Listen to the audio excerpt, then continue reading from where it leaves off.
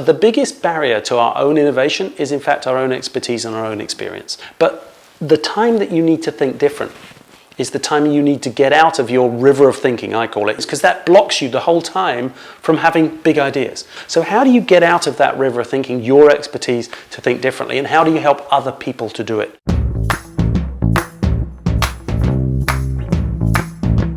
Here's one of my favorite tools for helping get you out of your river of thinking, and really has come up with some incremental ideas for the Walt Disney Company and other companies that I've worked with recently that drove significant incremental revenue to the bottom line. This is called What If, and it's all about challenging the sacred cows in your organization and asking, what if those sacred cows didn't exist? So for example, Walt Disney, when he created Fantasia back in 1940, which was considered a critically acclaimed film, but it didn't make much money.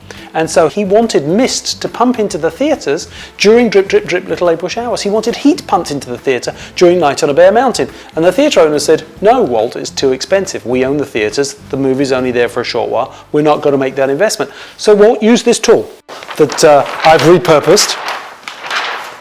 You list the rules of your challenge. So Walt listed the rules of showing his movie in a movie theatre in 1940. It was dark, it was dirty, you had to watch the previews, you had to buy your popcorn, and he couldn't control the environment.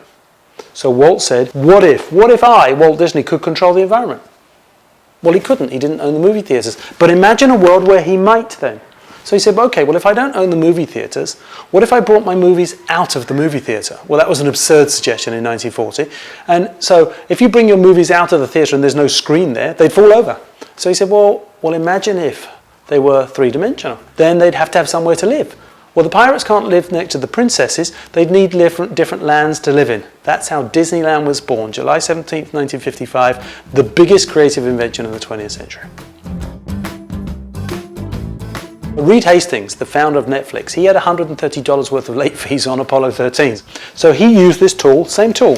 He asked himself, what were the rules of going to Blockbusters? You had to be kind and rewind. They only had a limited stock. You could never get the one you wanted on opening day weekend. You had to have a membership card. You had to drive to a physical store.